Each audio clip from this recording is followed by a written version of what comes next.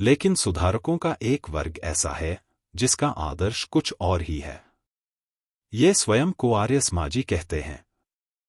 सामाजिक संगठन का इनका आदर्श चातुर्वर्ण्य अर्थात पूरे समाज का 4 वर्गों में विभाजन है, न कि 4000 जातियों में जैसा कि भारत में है।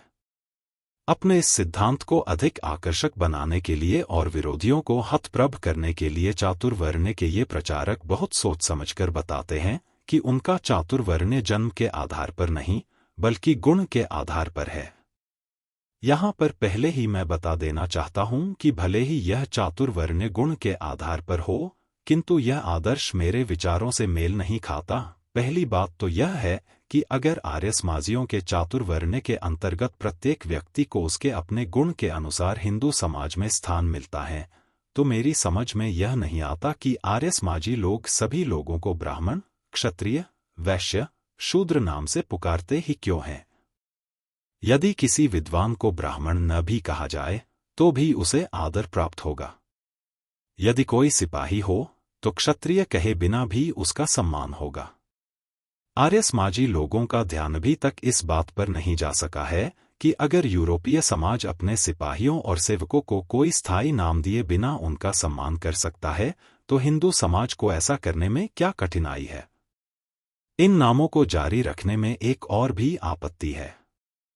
सभी सुधारों के मूल में यह तथ्य होता है कि मनुष्यों और वस्तुओं के प्रति लोगों की धारणाओं, भावनाओं और मानसिक प्रवृत्ति में परिवर्तन हो जाए।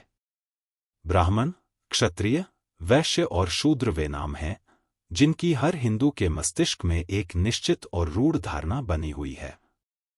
वह धारणा यह है कि ये सभी जातियां जन्म के आधार पर एक सोपानिक क्रम में हैं।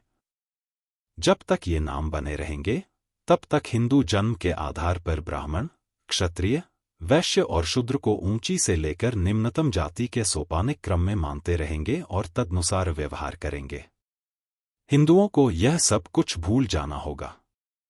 लेकिन जब तक ये पुराने नाम बने रहेंगे तब तक वह इन्हें कैसे भुला सकेंगे, ये तो उनके दिमाग में उनकी पुरानी धारणाओं को पुनः जागृत करते रहेंगे।